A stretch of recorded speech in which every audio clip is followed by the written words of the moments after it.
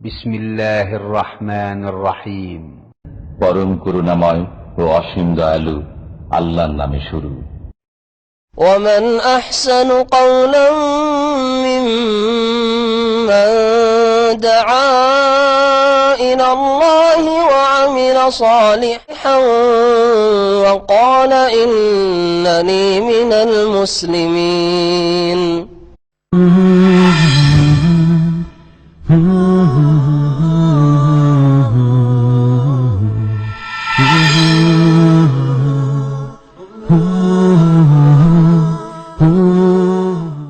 أعوذ بالله من الشيطان الرجيم.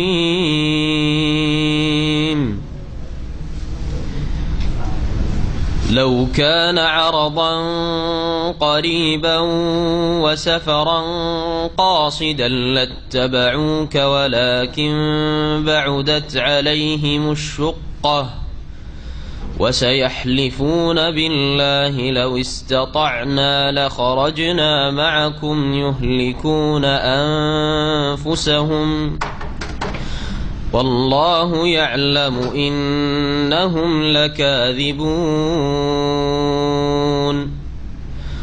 عفى الله عنك لما أذنت لهم حتى يتبين لك الذين صدقوا وتعلم الكاذبين.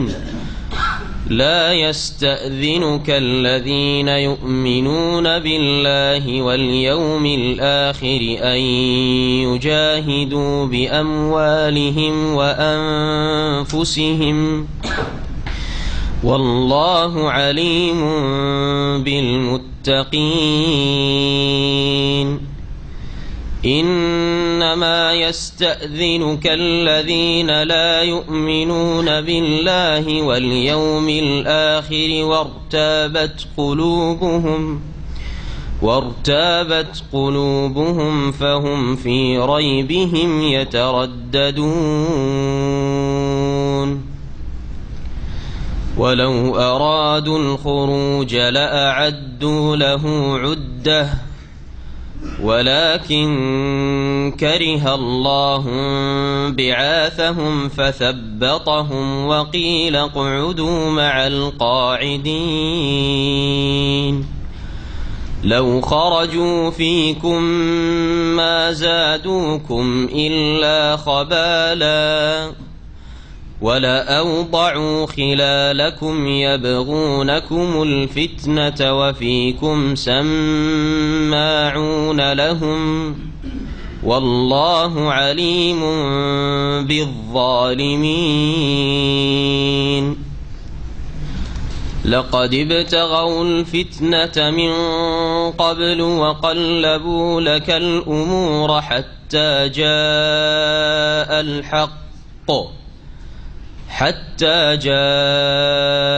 الحق وظهر أمر الله وهم كارهون.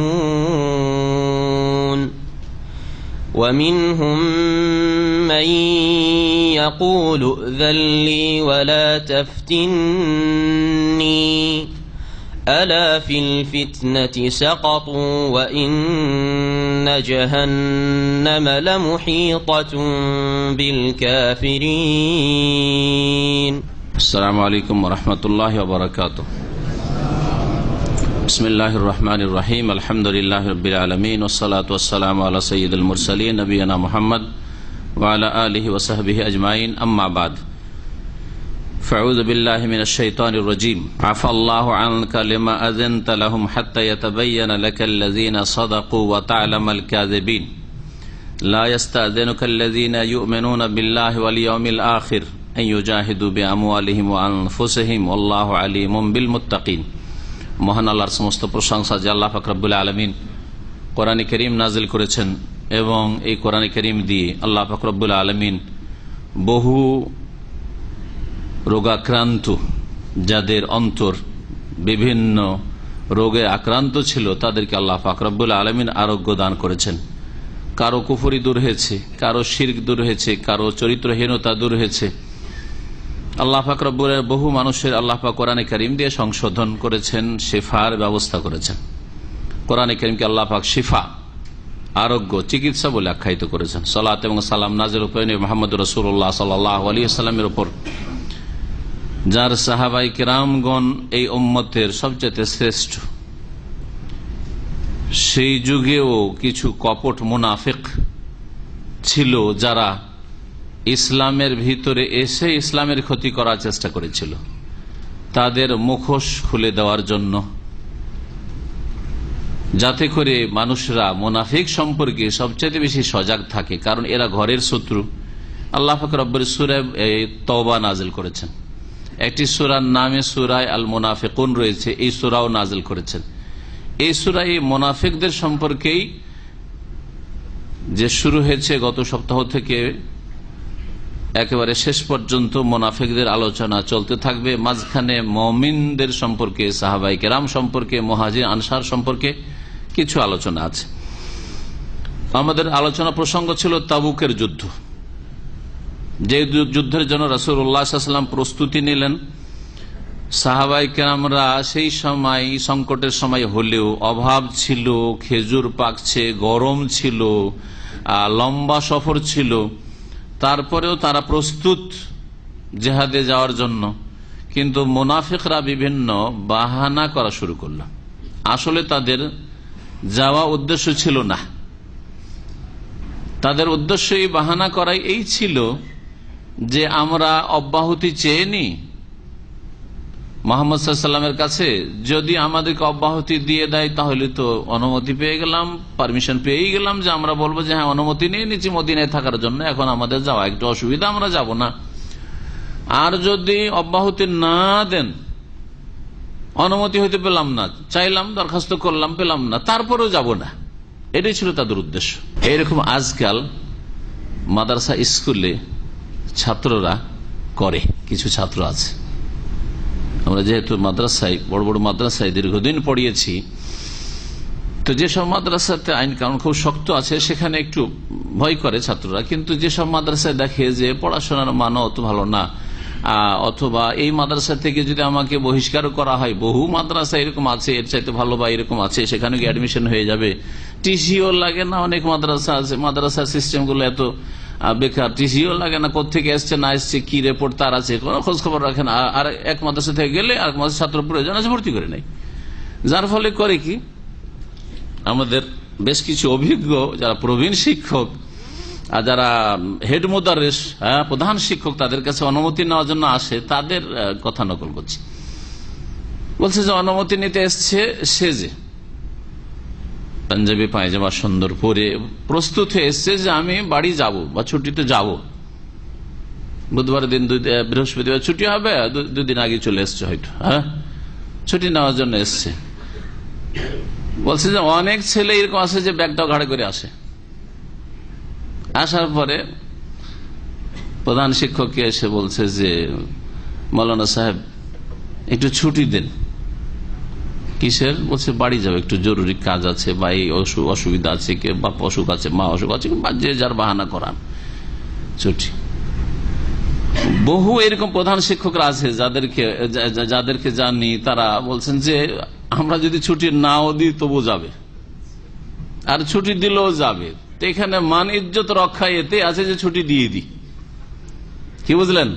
মান সম্মানটা বেঁচে থেকে গেল যে হ্যাঁ আমাকে মানলো, ছাত্র আমার অনগত জিজ্ঞেস করে যায়, হ্যাঁ অনুমতি নিয়ে যায়। আর যদি অনুমতি নাও দিই তবুও যাবে, তারও বেইজ্জতি হইল, হ্যাঁ বেইজ্জতি হইল। এই বেইজ্জতি থেকে বাঁচার জন্য এইরকম অবস্থা আজকাল শিক্ষা প্রতিষ্ঠানে, তাহলে কি করে ভালো আলেম তৈরি হবে এই সব ছাত্রগুলো?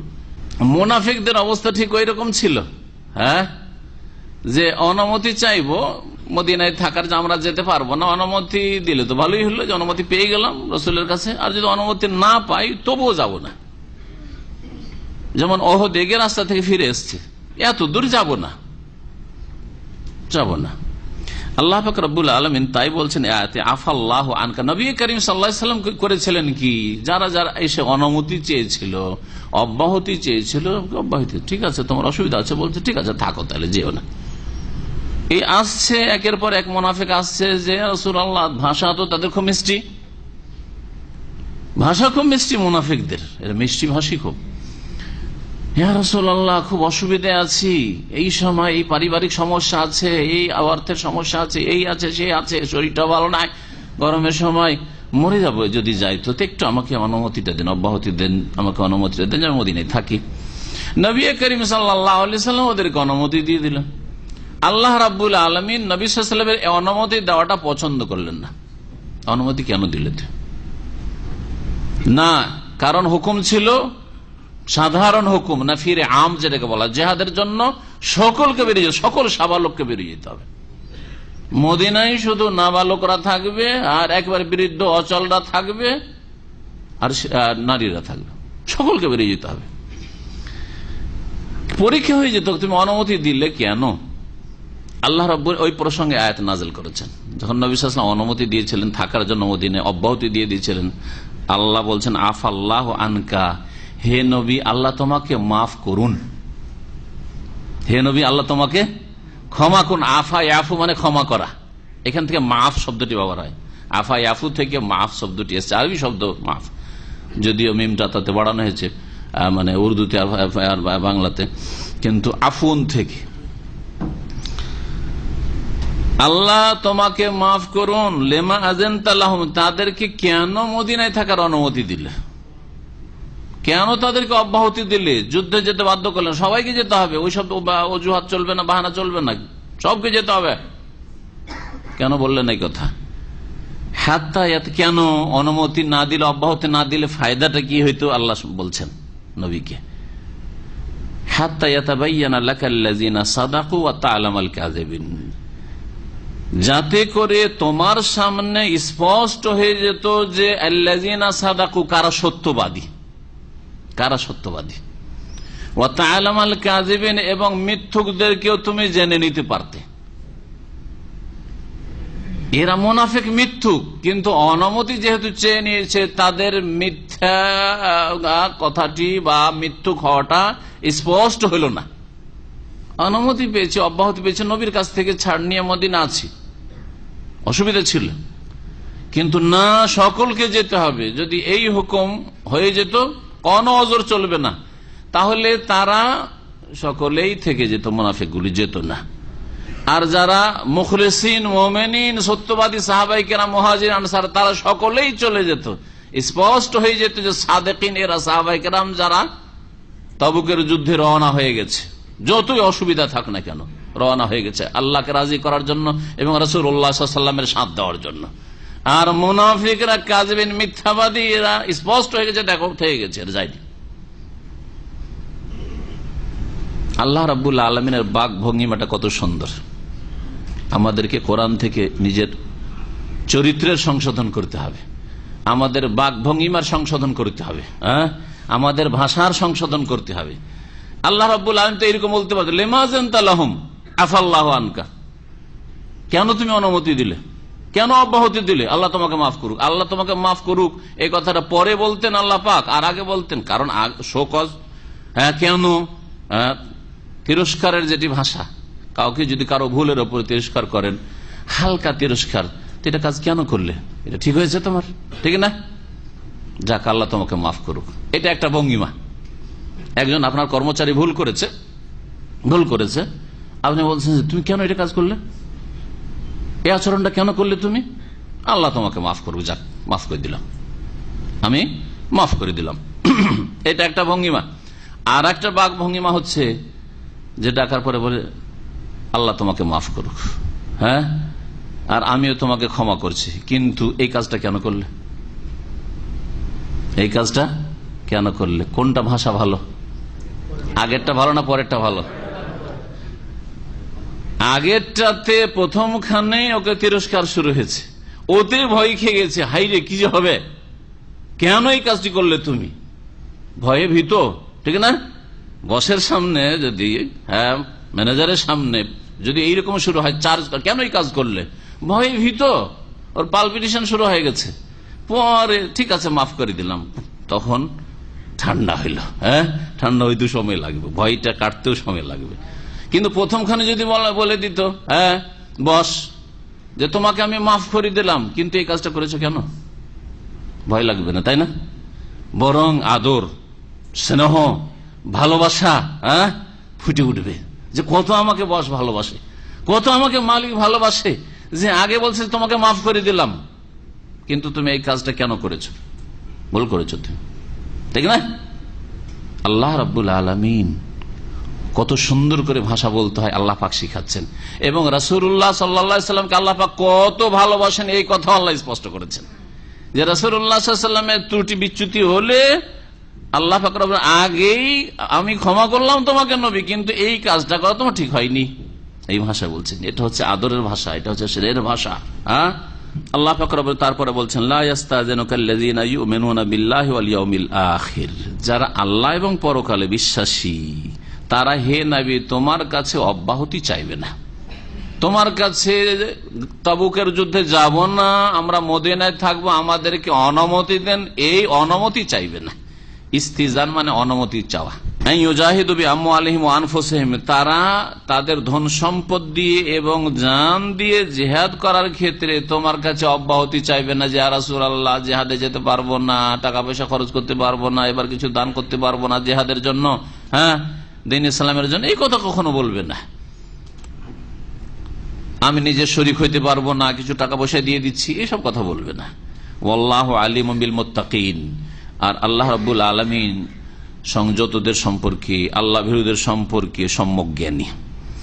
তাহলে কারা এরকম অজুহাত বাহানা করে, মিথ্যা এদিক সেদিক বাহানা করে অনুমতি চায়, অব্যাহতি চায়? আল্লাহ বলছেন ইন্নামা ইয়াস্তাযিনুকাল্লাযীনা লা ইউমিনুনা বিল্লাহি ওয়াল ইয়াউমিল আখির, সত্যিকারে হে নবী তোমার কাছে অব্যাহতি চাই, মদিনায় থেকে যাওয়ার অনুমতি চাই, তাবুক যুদ্ধে যাব না, আমাদের অনুমতি দেন এই বিষয়ে, এই অনুমতি চাই আল্লাযীনা লা ইউমিনুনা বিল, ওই সব কাফের মুনাফিকরা যারা আল্লাহকে বিশ্বাস করে না, আর ওয়াল ইয়াউমিল আখির পরকালকে বিশ্বাস করে না, ওয়ারতাবাত কুলুবুহুম, এবং যাদের হৃদয় অন্তর সন্দিহান, সন্দেহপূর্ণ, কুলুব কলবের বহুবচন, আর ইরতাবা রাইবুন থেকে ইরতাবা বাব ইফতিয়াল, ইরতিয়াব ইজতিনাবের ওজনে, ওয়ারতাবাত কুলুবুহুম তাদের অন্তর হচ্ছে সন্দেহপূর্ণ, তাদের অন্তরে সন্দেহ সংশয় ভরা, আল্লাহ বিশ্বাস নেই, রাসূলে বিশ্বাস নেই, আখিরাতে ওহীতে বিশ্বাস নেই, এসব বিশ্বাস নেই, সন্দেহ তাদের অন্তর। যে আল্লাহ রাব্বুল বলছেন যে নবী মুহাম্মদ রাসূলুল্লাহ সাল্লাল্লাহু আলাইহি ওয়াসাল্লামের কাছে অব্যাহতি চাই কারা, যারা আল্লাহকে বিশ্বাস করে না, পরকালে বিশ্বাস করে না, ওয়ারতাবাত কুলুবুহুম, এবং তাদের অন্তর সন্দেহপূর্ণ, ফাহুম ফি রাইবিহিম ইয়াতারাদ্দাদুন, সুতরাং তারা তাদের সন্দেহে ঘুরপাক খাচ্ছে। তারাদ্দুদ মানে দ্বিধাদ্বন্দ্বে থাকা, তারাদ্দুদ মানে রদ মানে ফিরে আসা বা ফিরিয়ে দেওয়া, তো ইয়াতারাদ্দাদুন তারাদ্দুদ মানে হচ্ছে ঘুরপাক খাওয়া, ওতেই ঘুরপাক খাচ্ছে ওখানে, যেমন কলুর বলদ ঘুরপাক খায়। আপনারা আখ থেকে রস বের করতে দেখেছেন এককালে গরু দিয়ে?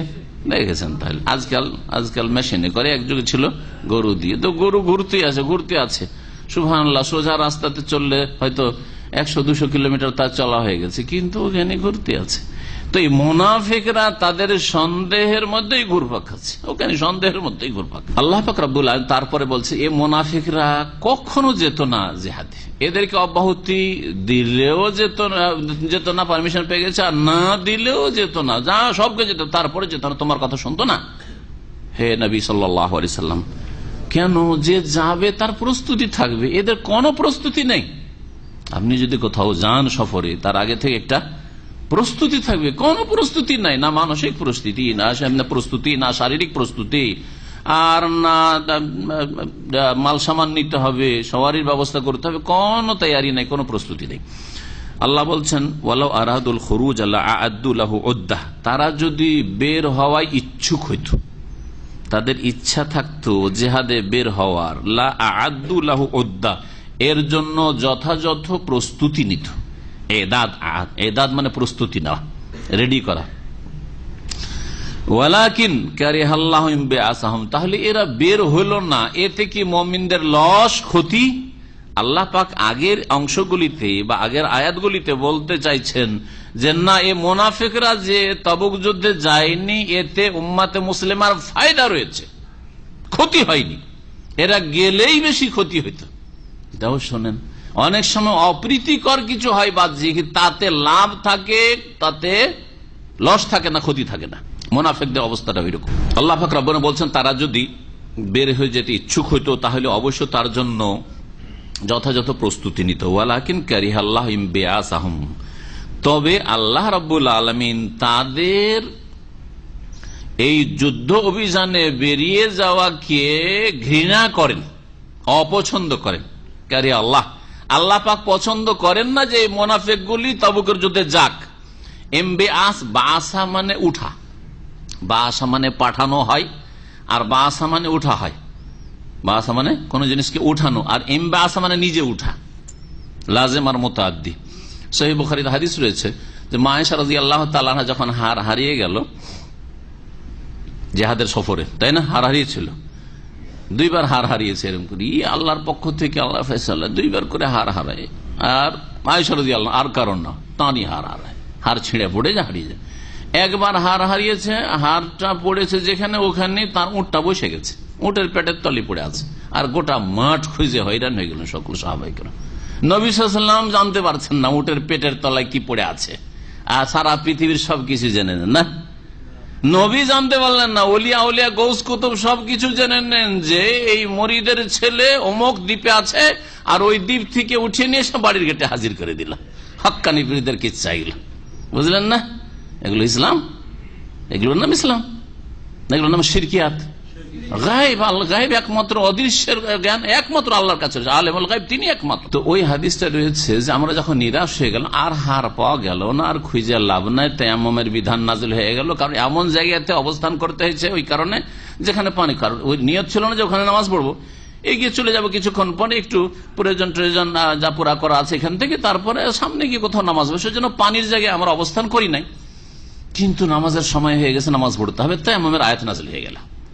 অপ্রীতিকর একটা ঘটনা, হার হারার অপ্রীতিকর ঘটনা ঘটলো, আর ফায়দা কি হলো? এখানে যখন মানুষের প্রয়োজন, নামাজ পড়তে হবে, নামাজের টাইম চলে যাচ্ছে, উজুর পানি নেই, তায়াম্মুমের বিধান নাযিল হয়ে গেল। এই ঘটনাতে বোঝা যায় যে অনেক সময় কষ্টদায়ক জিনিস, অপ্রীতিকর জিনিসে আপনার জীবনে কি থাকে? কল্যাণ থাকে। আসা আন তাকরাহু শাইআন ওয়া ইয়াজআলুল্লাহু ফীহি খায়রান কাসীরা, একটি আয়াত রয়েছে। হতে পারে একটা জিনিসকে তুমি ঘৃণা করছো, অপছন্দ করছো, যেন এরকম না হয়, কিন্তু ওতে আল্লাহ অজস্র কল্যাণ রেখেছেন। আর আসা আন তাকরাহু শাইআন ওয়া হুয়া খায়রুল লাকুম, হতে পারে যে একটা জিনিসকে ভালো মনে করে, খারাপ মনে করছো, সেটা তোমার জন্য কল্যাণকর, আর একটা জিনিসকে ভালো মনে করছো, সেটা তোমার জন্য অমঙ্গল, অকল্যাণ কর। আল্লাহু ইয়ালামু ওয়া আনতুম লা তা'লামুন। এটা কথা বলার জন্য ঘটনা বলি। ঘটনা কি বলছি? বলছে নিরাশ, চলো এখান থেকে, এখন উঠো, পাওয়া তো গেল না। বলছে ফালাম্মা বাসনাল বাইরা, যখন উটটাকে উঠাইলাম, এই যে বাসা মানে উঠানো হয়, বাসা মানে কি হয়? উঠানো। উটকে যখন উঠাইলাম, ওয়াজাদনাল ইকদা তাহতাহু, মালাটি ওই উটের নিচে পড়েছিল, পেলাম। একদম মানে মালা, এখানে কি রয়েছে? ওই বাসা থেকে ইমবাসা, ওয়ালাকিন কারিহাল্লাহু ইমবিআসাহুম, তাহলে শাব্দিক অর্থ আল্লাহ তাদের এখান থেকে উঠে তারা মদিনা থেকে দাঁড়াবে, আল্লাহ তাদের দাঁড়ানোকে ঘৃণা করেন, অপছন্দ করলেন যে তারা দাঁড়াক। কিসের জন্য? তাবুকের জিহাদে শরীক হওয়ার জন্য। এটা আল্লাহ অপছন্দ করলেন। আল্লাহ চান না যে মুনাফিক গুলো মদিনা থেকে যাক ওই তাবুকের যুদ্ধে। ফাসাব্বাতাহুম, সুতরাং তাদেরকে আল্লাহ পাক অলস বানিয়ে দিলেন। সাব্বাতা মানে ভারী করে দাও, শরীর যদি ভারী খেয়ে দেয়, শরীরটা ভারী হয়ে গেছে, এইখানে সাব্বাতা, সা বা ত যখন হবে তখন ভারী করা, আর সা বা তা মানে কোন জিনিস সাবেত হওয়া, স্থায়ী হওয়া, সাব্যস্ত হওয়া। আল্লাহ তাদেরকে কি করে দিন? আরো ভারী করে দিন। তাদের শরীর ভারী, মন ভারী, যেতে ইচ্ছুক না, ওয়ানিহা, যেতে পারবো না আমরা। ফাসাব্বাতাহুম, আল্লাহ তাদেরকে অলস বানিয়ে দিলেন। ওয়াকিলা, এবং আল্লাহর পক্ষ থেকে আল্লাহর সৃষ্টিগত বিধান, আল্লাহর শরীয়তি বিধান যে যাও, বের হও, জিহাদে যাও, এটা হচ্ছে শরীয়তি বিধান। আর আল্লাহর সৃষ্টিগত বিধান যে এই মুনাফিকগুলি না যাক, অসুবিধা নেই, আমি আমার দিনের খেদমতের জন্য আমি আমার মখলুক পয়দা করে রেখেছি। ওয়াকিলা, এবং বলা হইল আল্লাহ পাক রব্বুল আলামিন আমরে কওনিতে, সৃষ্টিগত বিধানে কি, ও কদু মাল কায়েদিন, যারা নিষ্ক্রিয় হয়ে বসে রয়েছে মদিনায়, তাদের সাথে তোমরাও মদিনায় বসে থাকো। অর্থাৎ যারা সত্যিকার যেসব লোকদের ওজর রয়েছে, যেমন যারা খোঁড়া, যারা অন্ধ, যারা শিশু, যারা নারী, ওদের সাথে মদিনায় তোমরা থাকো, ঠিক আছে, তোমরা যেও না। ওয়াকিলা কউদু মাল কায়দিন। আল্লাহর কি এটা শরীয়তের কথা? শরীয়তের হুকুম রয়েছে যে ইনফিরু খিফাফা ওয়া সিকালা, গত সপ্তাহে তাফসীর রয়েছে, হালকা হোক আর ভারী হোক, যে কোনো অবস্থায় তোমরা জিহাদের জন্য কি করো? বেরিয়ে পড়ো। মা লাকুম ইযা কিলা লাহুম ইনফিরু ফি সাবিলিল্লাহি ইসতাকালতুম ইলা, তোমাদের কি হয়ে গেছে যে যখন বলা হচ্ছে তোমাদের ইনফিরু ফি সাবিলিল্লাহ, আল্লাহর রাস্তায় বেরিয়ে পড়ো তবুকের যুদ্ধের জন্য, ইসতাকালতুম ইলা আরদ, তখন জমিনে তোমরা ভারী হয়ে বসে যাচ্ছ কেন? জমিন কামড়ে ধরছো কেন? তাহলে আল্লাহর হুকুম, শরীয়তের হুকুম হচ্ছে সবাই বেরো মদিনায়, যতগুলি বাহ্যিক ঈমান নিয়ে এসছো, সে মুমিন হোক আর মুনাফিক হোক, সকলের জন্য হুকুম। আর তুমি তো মুসলিম নিজেকে ঘোষণা করেছো, বেরো আল্লাহর রাস্তায়। কিন্তু আল্লাহ চান না যে এই মুনাফিক গুলো গিয়ে ওখানে গড়বড় করুক, ওখানে গেলে এরা ক্ষতি করবে, কিন্তু এদের না যাওয়াটা ভালো। আল্লাহ পাক বলছেন ওয়াকিলা, তাদেরকে বলা হইলো, মানে আল্লাহ পাক রাব্বুল সৃষ্টিগত হুকুম বিধান যে ও কদু, তোমরা না যাও, অতি কল্যাণ রয়েছে। ওদের মনে এইরকম কথা সঞ্চারিত হলো, মনের মধ্যে এইসব কথা জাগলো এবং শক্ত হয়ে গেল যে আমরা যাব না, যে কোন অবস্থা আমরা যাব না, অব্যাহতি পায় না। আল্লাহ পাক বলছেন যে এদের না যাওয়াটাই কল্যাণকর। কেন? লাউ খারাজু ফিকুম, তোমাদের মাঝে তারা যদি বেরিয়ে যেত, মানে তাবুকের যুদ্ধে ওখানে মুমিন মুহাজির আনসারদের সাথে যদি তারা বেরিয়ে যেত, মা যাদুকুম ইল্লা খাবালা, তোমাদের মাঝে বিশৃঙ্খলা ছাড়া আর কিছু তারা বৃদ্ধি করত না, মানে একমাত্র বিশৃঙ্খলাই বৃদ্ধি করত। এদের যাওয়াতে লাভ হইতো না, বরং কি করত? বিশৃঙ্খলা সৃষ্টি করত। শুধু সৃষ্টি করত না, এরা বাড়িয়ে দিত বিশৃঙ্খলা। ওয়ালা আউদাউ খিলালাকুম, এবং তোমাদের মাঝে তারা ছোটাছুটি করত। আউদা মানে দৌড় দেওয়া, একটু দ্রুত চলাকে আউদা বলা হয়। তো ওয়ালা আউদাউ খেলাল, খেলাল মানে তোমাদের মাঝে, তোমাদের মাঝে, এই যে যদি আপনারা বসে আছেন মাঝে মাঝে কেউ চলাফেরা করে, এদের খেলাল বলা হয়।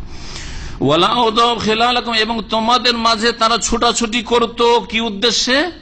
অসৎ উদ্দেশ্যে। ইয়াবগুনাকুমুল ফিতনাহ, তোমাদের মাঝে ফিতনা ফাসাদ সৃষ্টি তাদের উদ্দেশ্য হইত। ফিতনা ফাসাদ সৃষ্টির উদ্দেশ্যে তারা তোমাদের মাঝে ছুটাছুটি করত। এর কথা ওকে লাগাইতো, এর কথা ওকে লাগাইতো। আরে এক মুহাজিরের কথা গিয়ে বাড়িয়ে লাগিয়ে দিত, মিথ্যা কথা লাগিয়ে দিত আনসারীকে, যে তোমাদেরকে ভালোবাসে না। বলছে এরা এরা ভালো না, এরা আমাদের কোনোদিন সাথ দেয় না, চুগলখড়ি। ওদের কথা নিয়ে এসে এদেরকে বলতো যে জানেন এই আনসারী, এরা আপনাদের সাথে সহযোগিতা করতে চায় না, এরা এসছে, এরা আপনাদের সাথে কাজ করতে চায় না, হ্যাঁ, এরা, এদের আন্তরিকতা নেই, জেনে দেখলাম যে এরা কিন্তু আপনাদের সহযোগিতা করবে না।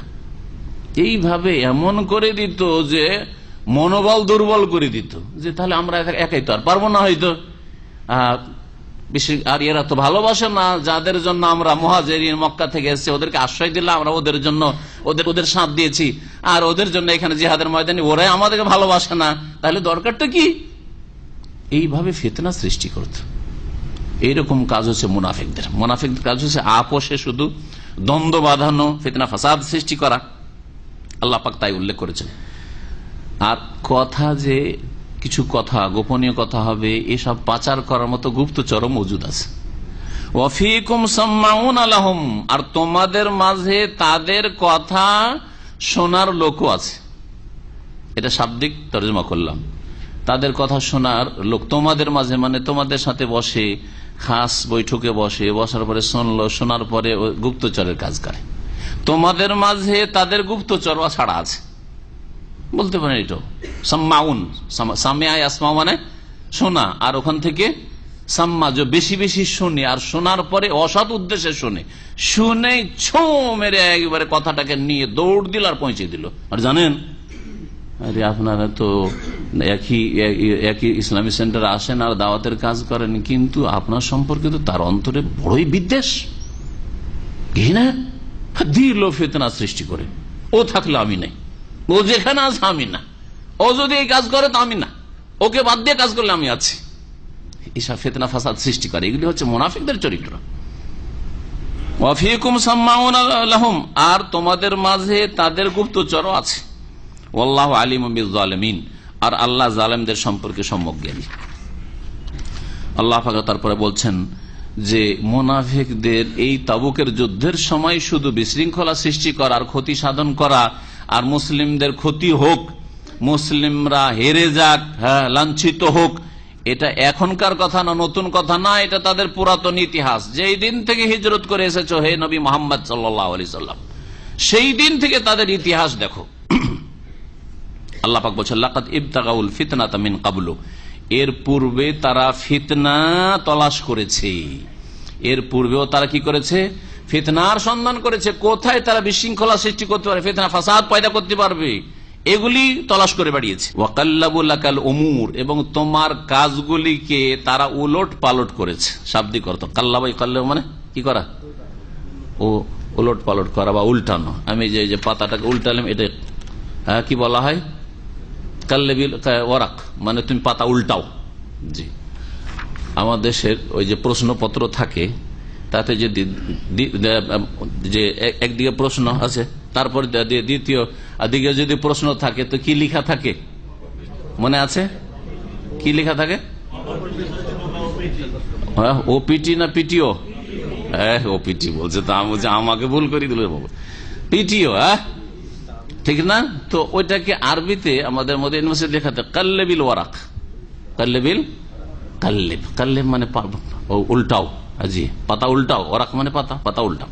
আল্লাহ পাক বলছেন যে এরা ফিতনা তলাশ করে বেরিয়েছে এর আগেও, মিন ক্বাবলু ওয়াকাল্লাবু লাকাল উমুর, হে নবী তোমার কাজগুলিকে উলট পালট করার চেষ্টা করেছে। শুরু থেকে এরা উলট পালট করার চেষ্টা করেছে। কেমন করে উলট পালট করার চেষ্টা করেছে?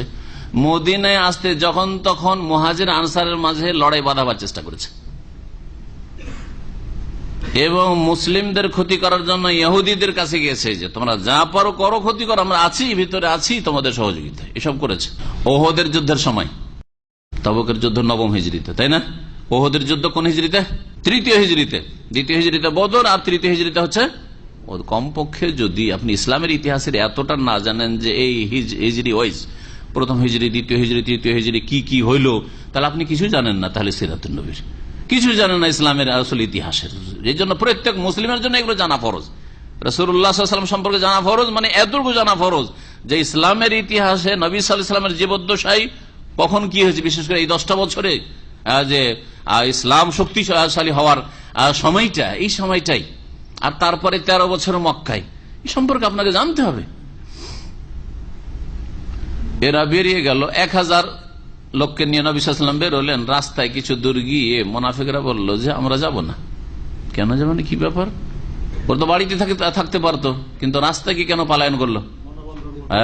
বাকিগুলোকে যেন ফিরাইতে পারি। জি, বাকিগুলোকে যেন ফিরাইতে পারি। কারণ এরা বলল 1000 ছিলাম, এতেই কম, আর ওতেই যদি 300 চলে যেত, আমরা কি করে একে লড়াই করবো? চল আমরাও যাই, তাহলে হবে না? হবে না? মনটা খারাপ হয়ে যায়, চল আমরাও ফিরে যাই। কয়েকটা আর গোত্রকে ফিরিয়ে দিতে পারলে তো কাজ হলো। কিছু দুর্বল মমিন হয়তো, ওরা মুনাফিক নাই, কিন্তু নতুন নতুন মুসলমান হয়েছে, ওদের সাথে আত্মীয়তা রয়েছে ওই মুনাফিকগুলির বংশের একটা টানেও তারা চলে যেতে পারে, যে আমাদের বংশের সবাই চলে গেল, তা আর আমরা থেকে গেলাম নাকি? এই শয়তানি উদ্দেশ্য ছিল। নাহলে বাড়িতে তো বসে থাকতে পারতো। তাহলে আগে থেকে প্রস্তুতি নিয়ে ওইভাবে নবী সাল্লাল্লাহু আলাইহি ওয়াসাল্লাম সাহাবারা বের হইতেন। এই ফিতনা সৃষ্টি করেছে। আর মক্কা বিজয় যখন হলো, তখন গায়ের জ্বালার তাদের শেষ নেই। বদর থেকে গায়ের জ্বালা শুরু হয়েছে। বদরে যখন কাফের 70 জন নিহত হলো, 70 জন বন্দী করে নিয়েছে, নবী করিম সাল্লাল্লাহু আলাইহি ওয়াসাল্লাম মসজিদে বেঁধে দিলেন, আর তাদের কাছ থেকে পণ্য হলো। গায়ের জ্বালা ওখান থেকে শুরু হয়েছে। আর ক্ষতি যে কোনো ভাবে হোক না কেন, যখন তখন ক্ষতি করা। নবী করিম সাল্লাল্লাহু আলাইহি ওয়াসাল্লাম বিবির উপর মিথ্যা অপবাদ, এই মুনাফিকরা, ঠিক না? এইরকম খন্দকের সময় সমস্ত আরব কাফের গোত্রগুলিকে ডেকে নিয়ে আসা কাজ ছিল শুধু এদের, এই মুনাফিকরা এক এক গোত্র, একবারে রিয়াজ, আল খারাজ, এই কাসিম, এইসব এলাকাতে এসছে, গিতফান গোত্র, এইসব নাজদ এলাকায় ছিল। বিভিন্ন গোত্রে এসে যে তোমরা করছো কি? আমরা আছি মদিনায় তোমাদের সহযোগিতার জন্য, আর এ মোহাম্মদ আরো আগে বেড়ে গেল, এর সাথে সঙ্গে আগে বেড়ে গেল, বৈশা থাকবে তো তোমাদের সব সর্বনাশ হয়ে যাবে, আসো। এই কাজগুলি করেছে মুনাফিকরা মদিনায় বসে বসে। আল্লাহ বলছে ওয়াকাল্লাবু লাকাল উমুর, তোমার কাজগুলোকে উলট পালট করার চেষ্টা করেছে। হাত্তা জাআল হক, এমনকি সত্য আগত হয়েছে, সত্যকে বাধা দিতে পারে। আল্লাহ যখন হককে নিয়ে আসবেন, কোন শক্তি বাধা দিতে পারবে না। আজকাল বিদাতের উঠে পড়ে লেগেছে সহিহ আকীদার বিরুদ্ধে। কোরআন এবং হাদিসে দলিলের কথা বলেন, এক উঠে পড়ে লেগেছে সহিহ দাওয়াতের বিরুদ্ধে, কিছুই করতে পারবে না। ইনশাআল্লাহ তাআলা কিছু করতে পারবে না, কিছুই করতে পারবে না।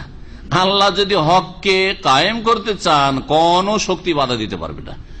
আর মানুষের চোখ খুলে গেছে, অন্তর যদি ফিরে যায়, অন্তরের উপরে কারো রাজত্ব চলে না, শরীরের উপরে রাজত্ব চলে।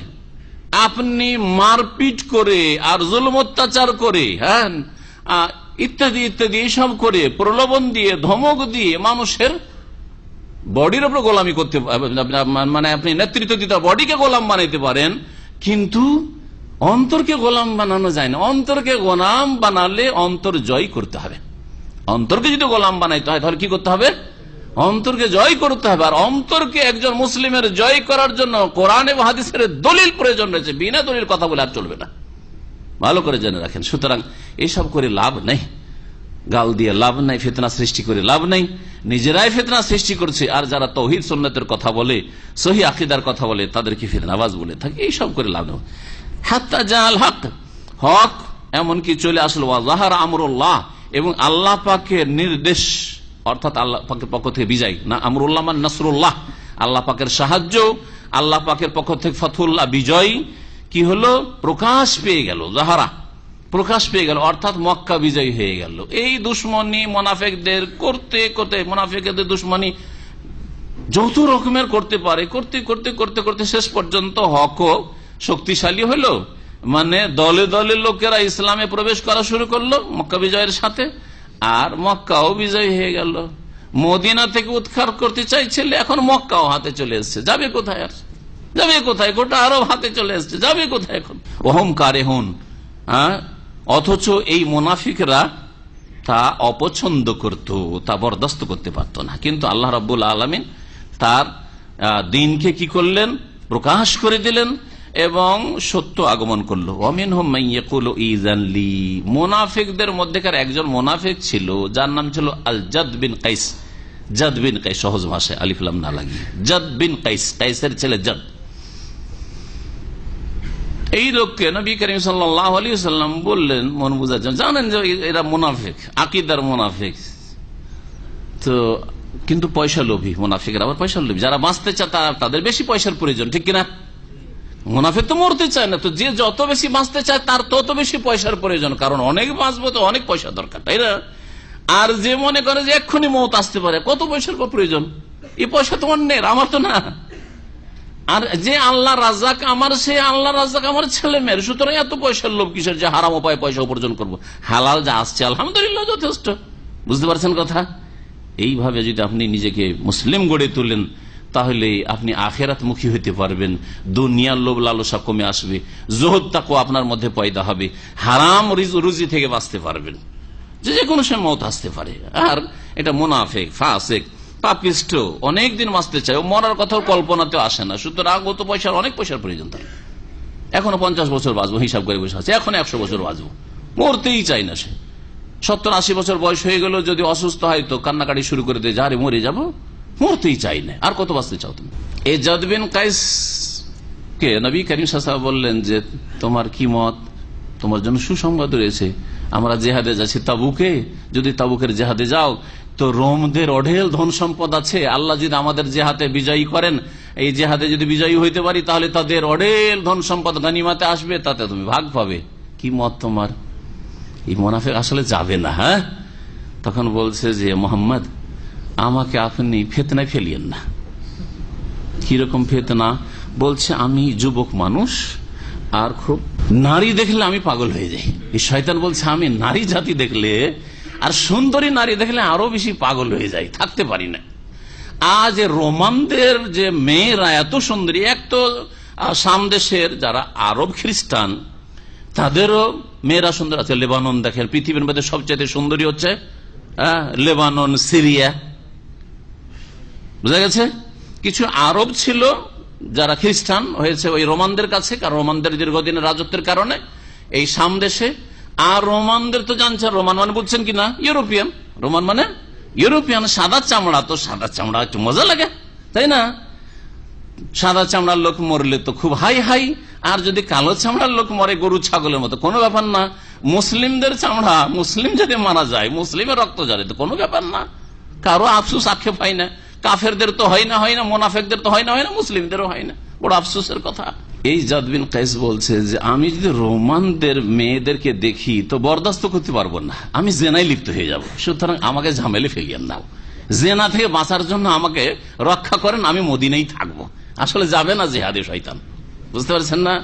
আল্লাহ পাক ওই মর্মে আয়াত নাযিল করছেন, বলছেন যে অমিনহুম মাইয়াকুলু, এই মুনাফিকদের মধ্যে কেউ কেউ এমন আছে যে বলে ইজেনলি, হে নবী আমাকে অনুমতি দেন মদিনায় থাকার জন্য, আমাকে অব্যাহতি দেন, আমি তাবুক যেতে চাই না। ওয়ালা তাফতেননি, আমাকে নারীদের ফিতনায় ফেলিয়েন না।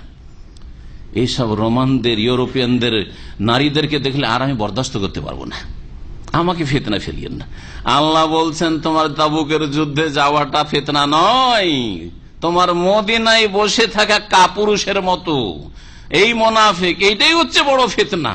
আলা ফিল ফিতনাতে সাকাতু, শুনে রাখো, আলা সতর্ক, সাবধান, হারফে তামবিহ দেখে বলা হয় আরবি গ্রামারে, সতর্ক শোনো, ফিল ফিতনাতে সাকাতু, এরাই আসলে ফিতনাতে নিমজ্জিত হয়েছে, এরাই ফিতনাতে পড়ে আছে, পাপে ডুবে আছে, কুফরির ফিতনায় পড়ে আছে, অন্তরে কুফরি ভরা আছে, অন্তরে ইসলাম মুসলিমের বিরুদ্ধে শত্রুতা ভরা আছে, অন্তরে রাসূলুল্লাহ সাহাবায়ে কেরামদের বিরুদ্ধে দুশ্মনী ভরা আছে। এর চেয়ে বড় ফিতনা আর কি হইতে পারে? মুনাফিকদের ফিতনা সবচেয়ে বড় ফিতনা। ইসলামের ছায়াতলে এসেও জান্নাত নসিব হলো না, বরং কাফের যারা, তাদের যারা ইহুদি নাসারা কাফের, তাদের চাইতেও নিকৃষ্ট কাফের হচ্ছে মুনাফিক কাফের। ইন্নাল মুনাফিকিনা ফিদ দারকিল আসফালি মিনান নার, যারা আকীদার মুনাফিক, আল্লাহ পরকালে বিশ্বাস নেই কিন্তু বাহ্যিক ইসলামের কথা প্রকাশ করে যে আমরা মুসলিম, তারা জাহান্নামের সবচেয়ে নিচু স্তরে অবস্থান করবে, জাহান্নামে জ্বলবে, সব নিচে তারা থাকবে, তার উপরে তখন ইহুদি নাসারা কাফের মুশরিক যত পৃথিবীর আছে। আল্লাহ পাক বলছেন আলা শুনে রাখো, আলা ফিল ফিতনাতে সাকাতু, এরাই আসলে ফিতনাতে লিপ্ত হয়েছে। আমি এই আয়াতটা মাঝে মাঝে বলি, আর আজকেও বলছি, যারা বলে তাওহীদের কথা বললে ফিতনা হবে, শিরকের আলোচনা করিয়েন না, শিরক সম্পর্কে কিছু বলিয়েন না, কারণ সমাজে অনেক শিরক আছে, ফিতনা সৃষ্টি হবে। হ্যাঁ, সুন্নত বিদাত বিষয় সম্পর্কে বলিয়েন না, কারণ আমাদের সমাজে অনেক বিদাত আছে, ফিতনা সৃষ্টি হবে। তো কতদিন এরকম করে লুকিয়ে রাখেন? ইসলামের 1400 বছর হয়ে গেছে। হ্যাঁ, আর এই সুফিজমের এই সব যে শিরক বিদাত, কবর মাজার পূজার ধর্ম, এই ধর্মেরও প্রায় 1000 বছর বয়স হয়ে যাচ্ছে। আর কতদিন এইরকম বলবেন যে আর বলা যাবে না, পরিস্থিতি এখন অনুকূলে হয়নি, বলা যাবে না, হক কথা বলা যাবে না, হক কথা বলা যাবে না? কতদিন হক কথাকে গোপন রাখবেন? আর কখন উম্মতে মুসলিম আর ইসলাম করবেন? আর কত কোটি কোটি লোক এইরকম শিরক বিদাতের অবস্থায়, জনসাধারণ অবুঝগুলো মারা যাচ্ছে, তাদের চোখ খুলবেন না? কিয়ামতের দিন এরা যে ধরবে, গলা টিপে ধরবে যে আমাদেরকে জানাইনি, আমরা করবোটা কি? আমরা না জেনে শিরিক করেছি, আল্লাহকে ভালোবেসি, রসুলকে ভালোবেসি, কিন্তু আমরা তো জানি যে এটার নাম ইসলাম, কবর মাজার পূজার নাম ইসলাম, এ মিলাদ করার নাম ইসলাম, এ কিয়াম করার নাম ইসলাম, নবীকে হাজির নাজির আলেমুল গায়ব বলার নাম ইসলাম, পীরের মুরিদ হওয়ার নাম ইসলাম। আমরা তো এটাই জেনেছি। তখন কি করবেন? যে ফিতনা হবে, ফিতনা হবে, তাওহীদের কথা বললে, সুন্নতের কথা বললে, দলিলের কথা বললে, হক কথা বললে, এইসব কথা কেন? বরং আলা ফিল, যারা ফিতনাবাজ বলে, সহিহ আকীদার আলেম ওলামাদেরকে কি বলে? ফিতনাবাজ। শুনে রাখেন, ফিতনাবাজ না, আলা ফিল ফিতনাতে সাকাতু, যারা কোরআন হাদিস থেকে দূরে রয়েছে, যারা দলিল প্রমাণ থেকে দূরে রয়েছে, যারা তাওহীদ সুন্নাত থেকে শিরক বিদআতে চলে গেছে বা শিরক বিদআতের নীরবতা পালন করছে, তারাই ফিতনাতে লিপ্ত আছে। ওরাই হচ্ছে ফিতনাবাদ। উম্মতে মুসলিমাকে ভাগ বন্টন করে দিয়েছে, এক উম্মতকে বহু জাতিতে ভাগ করে দিয়েছে, বহু উম্মতে ভাগ করে দিয়েছে, ওরাই ফিতনা লিপ্ত আছে। ওয়াইন্না জাহান্নাম লামুহিতাতুন বিল কাফিরিন, নিঃসন্দেহে জাহান্নাম কাফেরদেরকে বেষ্টন করে রয়েছে। কাফেররা জাহান্নাম থেকে কখনো পলায়ন করতে পারবে না, যেখানেই যান না কেন, আর যতই শিখর জীবন কাটান না কেন কুফরির অবস্থায়, কাফেরকে জাহান্নাম ঘেরবেই ঘেরবে, জাহান্নাম থেকে পালাতে পারবেন না। ইনতুসিবকা হাসানাতুন তাসুহুম, আল্লাহ পাক মুনাফিকদের কিছু বদ চরিত্রের কথা, কিছু লক্ষণের কথা নবীকে জানিয়ে দিচ্ছেন।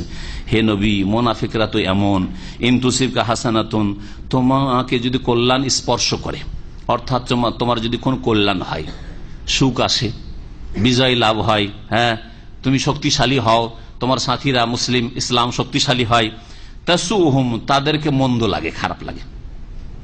তাহলে কারো মধ্যে যদি এটা দেখেন, যখনই দেখছেন যে কিছু ইহুদি ইসরায়েলে ফিলিস্তিনি ভাইদের হাতে মরেছে, হ্যাঁ, এরকম কাজ করাটা ঠিক হয়নি, এটা কেমন কথা হইল। আর এইদিকে হাজার হাজার হাজার মুসলিমদের দেশ ফিলিস্তিন, তা দখল করে জবরদস্তি, আর তারপরে হাজার হাজার নারী, শিশু আর সকল স্তরের মানুষকে এইভাবে ঢাল আহারে মারছে। স্কুলে গিয়ে নিরাপত্তা নেই, মাদ্রাসা গিয়ে নিরাপত্তা নেই, বা বাজারে গিয়ে নিরাপত্তা নেই, তাদের জন্য সেখানে বেঁচে থাকা মুশকিল করে দিয়েছে। এর উপর কোনদিন একটা প্রতিবাদও জানালো না, কখনো বললো না যে ইসরায়েল এরকম অন্যায় কাজ করছে, ইসরায়েল এরকম জুলম অত্যাচার করছে, এসব কথা বললো না। হে নবী, মুনাফিকদের চরিত্র হচ্ছে যে ইন তুসিবকা হাসানাতুন, তোমার যদি কল্যাণ হয়, তাসুহুম, তাদেরকে খারাপ লাগে, ওয়াইন তুসিবকা মুসিবাতুন, আর তোমার উপর যদি বালা মুসিবত আসে, বিপদ আপদ আসে, ইয়াকুলু, তখন তারা বলে কাদ আখাযনা আমরানা মিন কাবলু, আমরা এর পূর্বেই সতর্ক হয়ে গেছিলাম। ভালো যে আমরা যাইনি মুহাম্মাদের সাথে। নবী করিম সাল্লাল্লাহু আলাইহি ওয়াসাল্লাম ওহদ যুদ্ধে গেলেন, আর ওহদ যুদ্ধে গিয়ে মাথায় মোবারক জখম হইল, দাঁত শহীদ হইল। নবী করিম সাল্লাল্লাহু আলাইহি ওয়াসাল্লাম একটা গর্তে গিয়ে পড়ে গেলেন, হ্যাঁ, এবং রটে গেল গুজব যে ইন্না মুহাম্মাদান কাদ কুতিল। কাফেররা একবারে চিৎকার করে বলে দিল, শয়তান প্রথম আওয়াজ দিচ্ছে, আর কাফেররা স্লোগান দিচ্ছে যে মোহাম্মদকে খুন করে দিয়েছি, মোহাম্মদকে মেরে দিয়েছি। তখন এই যে 300 ফিরে চলে এসেছিল, তারা কি বলেছিল, কাদ আখাযনা আমরানা মিন কাবল, ওদের কথা নকল করা হয়েছে। আমরা তো এই জন্যই যাইনি, আগে থেকে সতর্ক হয়ে গেছি। আখাযনা আমরানা মিন কাবল মানা, আমরা এর পূর্বে কি হয়ে গেছিলাম, সতর্ক হয়েছিলাম। আমরা জানছি যে এখানে লাভ, ওহদে গিয়ে লাভ হবে না, ক্ষয়ক্ষতি হবে, সেজন্য আগে আমরা সতর্ক হয়ে গেছি। আমরা ওইসবের নেই।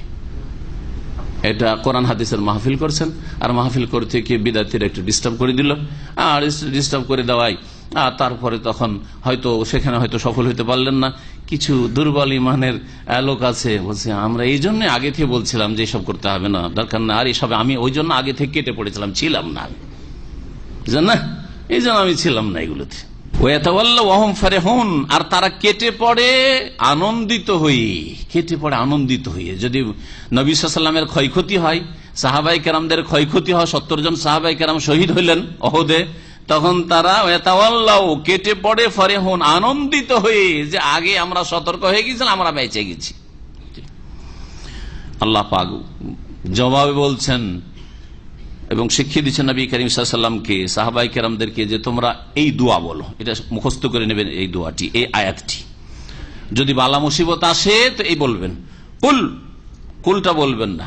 আল্লাহ নবীকে বলছেন কি, কুল মানে হে নবী তুমি বলো, তোমার ক্ষয়ক্ষতি হয়েছে, হ্যাঁ, এখানে এসেছি সেই জন্য ক্ষয়ক্ষতি হয়েছে, যদি ওহদে না আসতাম, চলে যেতাম ফিরে, তাহলে ভালো হয়তো, এইসব কথা বলবে না। বরং কি বলো, হে নবী বলো, লা ইউসিবানা ইল্লা মা কাতাবাল্লাহু লানা হুয়া মাওলানা ওয়া আলাল্লাহি ফালিয়াতাওয়াক্কালিল মুমিনুন। লা ইউসিবানা ইল্লা মা কাতাবাল্লাহু লানা, আমাদের উপর এমন কোন বিপদ আসবে না যেটা আল্লাহ লিখেননি। যা আল্লাহ লিখেছেন, আল্লাহ লিখনিতে ভাগ্যে রেখেছেন, তাই আমাদের উপর আসতে পারে, তাছাড়া আর কিছু আসতে পারে না। তাহলে যেই বিপদ আপদ এসছে, এটা হচ্ছে আল্লাহ পাকের ফয়সালা, আর আল্লাহ পাক আমাদের মন্দ করেননি, এতেই কোনো কল্যাণ আছে। একজন মুমিনের জন্য সর্ব অবস্থায় কল্যাণ আসছে, পরে আয়াত সেই জন্য সর্ব অবস্থায় কল্যাণ কেমন করে তা বলছেন, তারপরে আয়াতই রয়েছে। এতে কি তকদিরের ওপর অপ্রীতিকর অবস্থা, তকদিরে ভাগ্য খারাপ হলো, তারপরে যখন বলেন লা ইউসিবানা ইল্লা মা কাতাবাল্লাহু লানা, এতে কি হবে, মনের মধ্যে যে জ্বালা, দুঃখ, কষ্ট, শোক, এই শোকের ওপর কি করা হবে, জি মলম দেওয়া হবে, শোকের চিকিৎসা করা হবে, শোকের ওষুধ।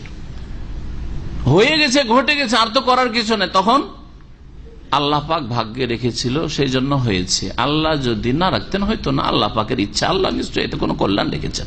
লা ইউসিবানা ইল্লা মা কাতাবাল্লাহু লানা, যতক্ষণ পর্যন্ত কোনো অপ্রীতিকর অবস্থা ঘটেনি যথাসাধ্য বাঁচার চেষ্টা করব, ঠিক আছে, কিন্তু যখন কোনো কিছু ঘটে গেছে তখন আপনাকে বলতে হবে ইন্না লিল্লাহি ওয়া ইন্না ইলাইহি রাজিউন। হ্যাঁ, আর বললেন ইউসিবানা ইল্লা মা কাতাবাল্লাহু লানা হুয়া মাওলানা, তিনি হচ্ছেন আমাদের সত্যিকার অভিভাবক, পৃষ্ঠপোষক। আল্লাহ হচ্ছেন সত্যিকার অভিভাবক। যদিও মাওলা শব্দটি আল্লাহ ছাড়া অন্যের জন্য বলা জায়েজ। যেমন আল্লাহর নামগুলি দুই রকম, কিছু কিছু আল্লাহর গুণবাচক নাম আছে যেগুলি আল্লাহ ছাড়া কারো ক্ষেত্রে বলা যাবে না। যেমন আল্লাহ ছাড়া কাউকে রহমান, পরম করুণাময় আমার বাপ বলতে পারবেন? রহমান কাউকে বলা যাবে না। হ্যাঁ, আমার যে কফিল আছে না, বা অমুক দেশের যে রাজা আছে না, বর্তমান রাজা আছে না, সে হচ্ছে রহমান, শিরক, বড় শিরক। এটা বুঝা গেছে? খালেক বলা যাবে, সৃষ্টিকর্তা বলা যাবে, রাজ্জাক বলা যাবে, যে আমার কফিল রাজ্জাক, রিজিক দাতা বলা যাবে। তাহলে আল্লাহ পাকের 99টি নামের মধ্যে বেশ কিছু নাম আছে যেগুলি একেবারে আল্লাহর সাথে খাস, কারো সম্পর্কে বলা যাবে না, ঠিক আছে না? কিন্তু কিছু কিছু নাম আছে যেগুলি বলা যাবে, তার অর্থ ব্যাপক অর্থ রয়েছে আর সীমিত অর্থ রয়েছে। রহিম, রহমানটা বলা যাবে, কিন্তু রহিম আর রহিম না, রহিম আলিফ লাম দিয়ে হলে ব্যাপক অর্থ চলে আসে তাতে। হ্যাঁ, সুতরাং আর রহিম আল্লাহ, বিসমিল্লাহির রহমানির রহিম, ঠিক না? জি। কিন্তু যদি রহিম বলেন জায়েজ আছে। আমার বড় ভাই খুব দয়ালু, আমার আব্বা খুব দয়ালু, দয়ালু মানে রহিম। হ্যাঁ, আরবিতে যদি এটা তর্জমা করেন বলবে কাফিলি রহিমুন, আমার কফিল খুব দয়ালু ব্যক্তি, জায়েজ আছে, জায়েজ আছে। নবী সাল্লাল্লাহু আলাইহি ওয়াসাল্লাম সম্পর্কে আল্লাহ বলেছেন বিল মুমিনিনা রাউফুর রহিম, নবীকে রউফ বলা হয়েছে, আল্লাহর নাম এটি রউফ, কিন্তু আল্লাহর সাথে খাস না নবীর ক্ষেত্রে। কিন্তু নবীকে রহমান বলা যাবে না, হ্যাঁ, নবীকে খালেক বলা যাবে, নবীকে রাজ্জাক কোন জায়গায় বলা হয়নি, কিন্তু নবীকে রউফ বলা হয়েছে, হ্যাঁ, রহিম বলা হয়েছে। মাওলা শব্দটি ঠিক ওই রকমই, আল্লাহর ক্ষেত্রে বলবেন তখন ব্যাপক অর্থ হবে, সত্যিকার সার্বিক ক্ষেত্রে অভিভাবক। আর যদি কোনো বড় ব্যক্তি সম্পর্কে বলেন তাহলে, হ্যাঁ, আপনার কফিলকে বলেন মাওলা, হ্যাঁ, তাহলে সে মালিক, আপনার কফিল হিসাবে মাওলা কফিল বলছেন। কোরআনে বরং রয়েছে একটি আয়াতে রয়েছে যে আল্লাহ কফিল তোমাদের। হ্যাঁ, তো সত্যিকার কফিল আল্লাহ, আর এই হচ্ছে টেম্পোরারি কফিল, সীমিত কফিল, ওই আপনার একামার কফিল, আর কিচ্ছুর কফিল না। আপনার ব্যাংকেরও কফিল না, আপনার বাড়িরও কফিল না, আপনার টাকা পয়সারও কফিল না, আপনার শরীর স্বাস্থ্যের কফিল না, কোনো কিছুর কফিল না। শুধু আপনার ওই যে একামাটা দেওয়ার ক্ষমতা আছে, এক্সিট লাগাবার ক্ষমতা আছে, ভিসাটা দিয়েছে, সেই কফিল, ব্যাস, সীমিত অর্থে এতটুকু কফিল, বুঝলেন না? তো ওই রকমই মাওলা শব্দটি, মাওলা গায়রুল্লাহ, আল্লাহ ছাড়া অন্যের ক্ষেত্রে বলা যেতে পারে। সুতরাং মৌলভী সাহেব, মাওলানা যদিও জায়েজ, কিন্তু পছন্দনীয় নয়, পছন্দনীয় নয়। কারণ আল্লাহ রাব্বুল আলামিন এখানে বলেছেন হুয়া মৌলানা, শিখাচ্ছেন আল্লাহ হচ্ছেন আমাদের মাওলা। মাওলানা মানে তিনি মাওলানা, তিনি আমাদের মাওলা। তারপরে সূরা বাকারার শেষ আয়াতে রয়েছে, কি আছে? আনতা মাওলানা ফানসুরনা আল কওমি, আনতা, হে আল্লাহ তুমি তো আমাদের মাওলা, সত্যিকার মাওলা, ব্যাপক অর্থে মাওলা, সবকিছুর মালিক তুমি, এই অর্থে। তো জায়েজ হইলেও সেটা খুব পছন্দনীয় না। সুতরাং এই শব্দটি আরব দেশগুলিতে কখনো প্রয়োগ হয় না, এটাকে উঠিয়ে দেওয়াটাই সহিহ আকীদার ভাইদের জন্য ভালো। ওয়া আলাল্লাহি ফালিয়াতাওয়াক্কালিল মুমিনুন, আর আল্লাহর উপরে যেন মুমিনরা কি করে? আস্থা রাখে, ভরসা রাখে। আল্লাহর উপরে ভরসা করে আপনি কাজ শুরু করবেন। গাড়ি চালানো নেই, কেউ যদি বলেন যে ভাই কখন অ্যাক্সিডেন্ট হয়ে যাবো আর মরে যাব, তো আমি গাড়ি চালাবো না বা গাড়িতে চড়বো না, ঠিক হবে না? মোটেই ঠিক না। তো কি করতে হবে? গাড়িতে চড়ার প্রয়োজন রয়েছে, শহরে বাস করেন গাড়িতে চড়ার প্রয়োজন রয়েছে। হ্যাঁ, আপনি গ্রামে বাস করেন, গাড়ির প্রয়োজন না, অসুবিধা, আমি গ্রামেই থাকবো, গ্রামে চাষবাস করবো, গ্রামের বাইরে যাবো না, তো ঠিক আছে, গাড়িতে চড়া কোনো জরুরিও না আপনার জন্য। হ্যাঁ, কিন্তু আপনি শহরে আছেন, গাড়িতে চড়ার প্রয়োজন আছে, গাড়িতে চড়বেন, গাড়ি প্রয়োজনে গাড়ি চালাবেন, যথাসাধ্য সতর্ক চালাবেন। কিন্তু যখন একটা দুর্ঘটনা ঘটে যাবে তখন কি বলবেন? এই বলবেন লা ইউসিবানা ইল্লা মা কাতাবাল্লাহু লানা হুয়া মাওলানা ওয়া আলাল্লাহি ফালিয়াতাওয়াক্কালিল মুমিনুন। জি, মুখস্থ করে নেবেন। আয়াত নম্বর কত? 51। হ্যাঁ, তারপর আল্লাহ বলছেন কুল হাল তারাব্বাসুনা বিনা ইল্লা ইহদাল হুসনায়ানি, হে নবী আরো মুনাফিকদের বলে দাও, মুনাফিকরা শুধু কি করে আছে? অপেক্ষায় আছে যে মোহাম্মদ কখন ধ্বংস হবে রে, এ মুসলিমরা কখন ক্ষতিগ্রস্ত হবে, মুসলিমরাকে কখন উৎখাত করতে পারবো মদিনা থেকে, এই অপেক্ষায় আছে আল্লাহ পাক। আর মুসলিমরা এই যে বিভিন্ন জেহাদে যাচ্ছে, কোথায় কখন যে ক্ষতিগ্রস্ত হয়, ক্ষতিগ্রস্ত হইলেই খুশি। মুনাফিকদের এই ছিল মন মানসিকতা। আল্লাহ বলছেন আমাদের সম্পর্কে কিসের অপেক্ষায় আছো?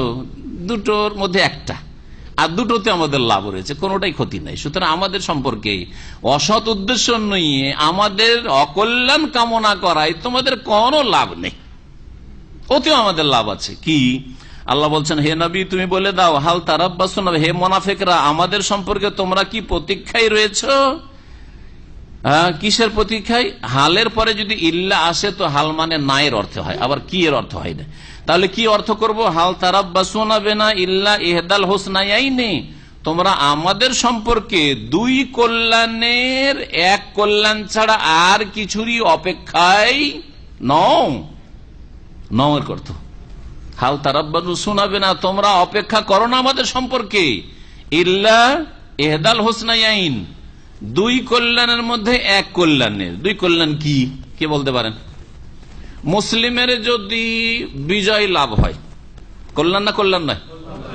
কল্যাণ। বিজয় লাভ হইল না, ক্ষতিগ্রস্ত পরাজিত হইল আর ওতে শহীদ হয়ে গেল মুসলিমরা, কল্যাণ না কল্যাণ না? আরো বড় কল্যাণ, শহীদ, আল্লাহ রাস্তার শহীদ হলাম। মান কাতালা লিতাকুনা কালিমাতুল্লাহি হিয়াল উলিয়া ফাহুয়া ফি সাবিলিল্লাহ, যে ব্যক্তি আল্লাহর রাস্তায় সশস্ত্র লড়াই করবে, শর্ত সাপেক্ষ, যে শর্তগুলির শর্ত পুরা করে, কি জন্য? লিতাকুনা কালিমাতুল্লাহি হিয়াল উলিয়া, যাতে করে আল্লাহর কালিমা আল্লাহর জমিনে উঁচা হয়, উঁচা করার জন্য, আল্লাহর কালিমা লা ইলাহা ইল্লাল্লাহকে উঁচা করার জন্য, আল্লাহর তাওহীদকে উঁচা করার জন্য, শিরককে উৎখাত করার জন্য, কুফরিকে উৎখাত করার জন্য। ফাহুয়া ফি সাবিলিল্লাহ, সে আল্লাহর রাস্তায় রয়েছে। সুতরাং এই রাস্তায় গিয়ে যদি নিহত হয়, শাহাদাত, ভাগ্যে আসলাম, ভাগ্যবান যে শহীদ অমুক, জি আল্লাহর কাছে শাহাদাত কবুল হয়েছে। আর যদি এই রাস্তায় গিয়ে বিজয়ী হইতে পারে, বিজয়ী হয়ে ফিরে আসে, তাহলে গাজী, তার সাথে সাথে ফাতেহ, ফাতেহ বিজয়ী পুরুষ। তো আমাদের সম্পর্কে তোমরা কিসের অপেক্ষা করছো? দুই কল্যাণের এক কল্যাণের অপেক্ষা করছো। ওয়া নাহনু নাতারাব্বাসু বিকুম, তোমরা যখন আমাদের সম্পর্কে অপেক্ষায় রয়েছে যে কি হচ্ছে তামাশা দেখি মুহাম্মাদের আর তার সাথী সঙ্গী, আমরাও তোমাদের সম্পর্কে প্রতীক্ষায় রয়েছি, দেখি তোমাদের দশা কি হয়, আল্লাহ কি করেন, তোমাদের সম্পর্কে দুটোর এক হবে। আল্লাহ পাক বলছেন কি,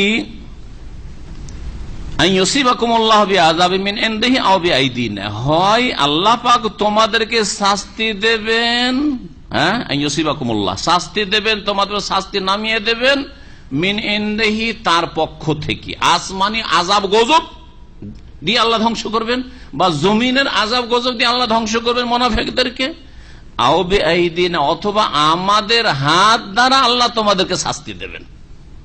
দুই শাস্তির, এক শাস্তির অপেক্ষায় আমরা আছি, আর দুটোই তোমাদের জন্য অপ্রীতিকর।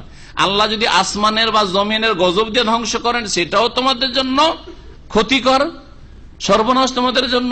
আর যদি আল্লাহ আমাদেরকে শক্তিশালী করে দেন আর আল্লাহ অনুমতি দেন যে মুনাফিকগুলোকে ধরো আর কতল করো, তাহলে এটাও তোমাদের জন্য ক্ষতিকর। জি, কিন্তু নবী করিম সাল্লাল্লাহু আলাইহি সাল্লাম মুনাফিককে হত্যা করার জন্য অনুমতি দেননি কোন সাহাবীকে, আল্লাহ অনুমতি দেননি, সুতরাং নবী করিম সাল্লাল্লাহু আলাইহি সাল্লাম অনুমতি দেননি। এতে হিকমত রয়েছে, আল্লাহ এদের সর্বনাশ করেছে, ধীরে ধীরে উৎখাত হয়ে গেছে, মুনাফিকের আওলাদ কেউ নেই, মদিনা থেকে সাফ হয়ে গেছে। মক্কায় কাফের আবু জাহল, আবুল আহাবের আওলাদ বংশ কেউ নেই, আর যদি কেউ থাকে তো ইসলাম গ্রহণ করেছে, সুতরাং তার আওলাদ নয়, আসলে ইসলাম গ্রহণ করে নিয়েছে। আর অন্য কোন দেশে কি যদি পালিয়ে গিয়ে থাকে তো কেউ পরিচয় দিবে না যে আমি আবু জাহলের বংশের, আছে কি? ইসলাম শেষ হয়ে গেছে, শেষ হয়ে গেছে, নিশ্চিহ্ন হয়ে গেছে, আল্লাহ নিশ্চিহ্ন করে দিয়েছেন। আল্লাহ পাক তাই বলছেন যে হয় আল্লাহ পাক তার পক্ষ থেকে তোমাদেরকে আযাব দেবেন, মিন ইনদিহি আও বিআইদিনা, বা আমাদের মাধ্যমে আল্লাহ পাক তোমাদেরকে শাস্তি দেবেন। ফাতারাব্বাসু, তোমরাও অপেক্ষা করো, ইন্না মাকুম মুতারাব্বিসুন, নিঃসন্দেহে আমরাও তোমাদের সাথে প্রতীক্ষায় রয়েছি, অপেক্ষায় রয়েছি। কুল, এরপরে মুনাফিকদের খরচ খরচার কথা। মুনাফিকরা যাকাত দিত, নামাজও পড়তো, যাকাত দিত, মুনাফিকরা দান খায়রাত করতো, মুনাফিকরা কখনো কখনো জিহাদে আমরা যেতে পারবো না কিন্তু টাকা পয়সা নিয়ে যান, জান বাঁচাতে হবে, মদিনায় থাকতে হবে, শুধু টাকা পয়সা দিয়ে কোন রকম করে অব্যাহতি হাসিল কর, এসব করতো। আল্লাহ পাক এই আয়াতগুলিতে বলছে যে মুনাফিকদের এইসব দান খায়রাত স্বেচ্ছায় হোক আর অনিচ্ছায় হোক, মানে মনের আগ্রহের সাথে হোক আর অনিচ্ছাকৃত, এখানে মদিনায় থাকতে হবে, সুযোগ সুবিধা নিতে হবে রাসূলের কাছ থেকে, মুমিন মুসলিমদের কাছ থেকে, সুতরাং দান খায়রাত করি, কোনটাতে লাভ নেই, দুনিয়া তো লাভ নেই, আখিরাতেও লাভ নেই। আল্লাহ বলছেন আল্লাহ কবুল করবেন না। আল্লাহ কবুল করবেন না।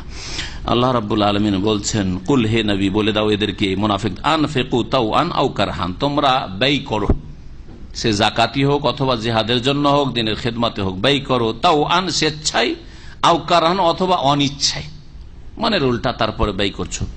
লা ইউতাকাব্বালা মিনকুম, কোশ্চিন কালেও তোমাদের থেকে তা আল্লাহ কবুল করবেন না, কবুল করা হবে না, মানে আল্লাহ পাক কবুল করবেন না। ইন্নাকুম কুনতুম কওমান ফাসিকিন, কেন কবুল করবেন না এর কারণ আল্লাহ বয়ান করছেন। কারণ তোমরা পাপাচারী জাতি, ফাসিক, আল্লাহ পাকে বিরুদ্ধাচরণকারী জাতি। ফাসাকা ইয়াফসিকু মানে বেরিয়ে যাওয়া, আল্লাহর আনুগত্য থেকে বেরিয়ে যাওয়া, রসুলের আনুগত্য থেকে বেরিয়ে যাওয়া। এই জন্য ফাসিককে কি বলবো? বিরুদ্ধাচরণকারী। ফাসিক মানে কি? বিরুদ্ধাচরণকারী। ফাসিক হচ্ছে দুই রকম, ফাসিক হচ্ছে দুই রকম, ছোট ফাসিক আর বড় ফাসিক। ছোট ফাসিক আর বড় ফাসিক। ছোট ফাসিক যারা আংশিক ভাবে আল্লাহ এবং রসুলের নাফরমানি করে, কিন্তু পুরোপুরি নাফরমানি করেন না। যে মুসলিম সমাজের যারা পাপিষ্ট লোক, ফরজ ওয়াজিবে ঘাটতি করে হয়তো, তারপরে হারাম নাজায়েজ কাজ করে, 5 ওয়াক্ত নামাজ পড়ে দিয়ে মুসলিম প্রমাণ করে, বড় শিরক করে না, কিন্তু কি করে? বিভিন্ন রকমের পাপে জড়িয়ে আছে, হারাম খায়, হারাম ব্যবসা বাণিজ্য করে, হারাম কাজ করে, যে হারাম দেখে, ফাসিক গুনাহগার। ফজর নামাজ পড়ে কিন্তু জামাতে নামাজ পড়ে না, এইরকম ধরনের লোক যারা, তো এরা হচ্ছে ফাসিক, ছোট ফাসিক। ছোট ফাসিক মানে কি? সাগিরা গুনাহ। ছোট ফাসিক ও কাবিরা গুনাহ, এরাও পাপিষ্ট, কিন্তু এরা ইসলামের আওতাতে আছে, মুসলিম বলা যাবে, এরা মুসলিম। আর বড় ফাসিক হচ্ছে যারা সার্বিক ক্ষেত্রে আল্লাহ এবং রসুলের বিরুদ্ধাচরণ করে এমন পাপিষ্ট হয়েছে, যারা ইসলাম থেকে বেরিয়ে গেছে, ইসলামের মধ্যে ঢুকেইনি। যেমন কাফের যত জাতি রয়েছে এরা ফাসিক, আল্লাহর বিরুদ্ধাচরণকারী ফাসিক। ফাসাকা মানে খুরুজ, আর খুরুজ আন তাআতিল্লাহ ওয়া রাসূল, আল্লাহ এবং রাসূলের আনুগত্য থেকে বেরিয়ে গেছে ইহুদি নাসারা যত কাফের মুশরিক জাতি রয়েছে।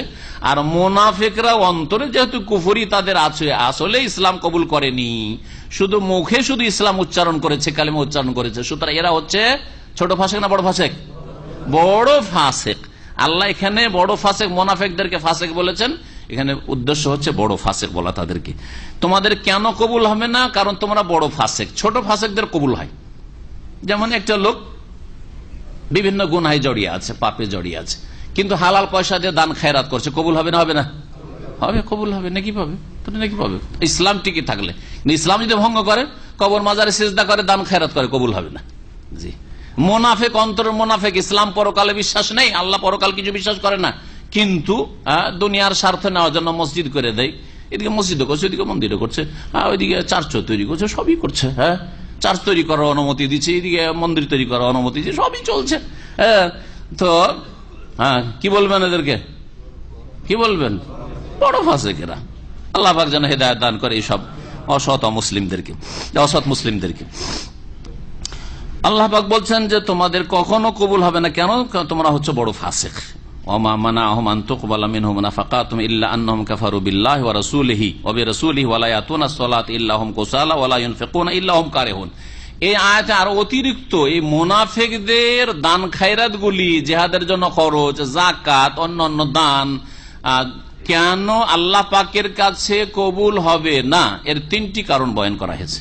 এই 3টি কারণ শুনেন। আল্লাহ বলছেন যে তাদের যে দান খায়রাত গুলি যে কবুল করতে বাধা সৃষ্টি করেছে, তা হচ্ছে একমাত্র এই যে আন্নাহুম কাফারু বিল্লাহ। প্রথম কারণ হচ্ছে যে তার আল্লাহর সাথে কি করেছে? কুফরি করেছে। অবে রাসূলি, তার রাসূলের সাথে কুফরি করেছে, আল্লাহকে অস্বীকার করেছে, আল্লাহর একত্বকে অস্বীকার করেছে, রাসূলকে অস্বীকার, রাসূলকে সত্য নবী বলে বিশ্বাস করেনি, শুধু মুখে উচ্চারণ করেছে। ওয়ালা ইয়াতুনাস সালাতা, দ্বিতীয় রোগ হচ্ছে, অপরাধ হচ্ছে যেই কারণে তাদের দান খায়রাত কবুল হয় না। ওয়ালা ইয়াতুনাস সালাতা ইল্লা হুম কুসালা, তারা নামাজে আসে কিন্তু অলস অবস্থায়। মুনাফিকরা নামাজে আসতো কিন্তু কি অবস্থায়? মন চায় না নামাজে, কিন্তু নামাজে আসে।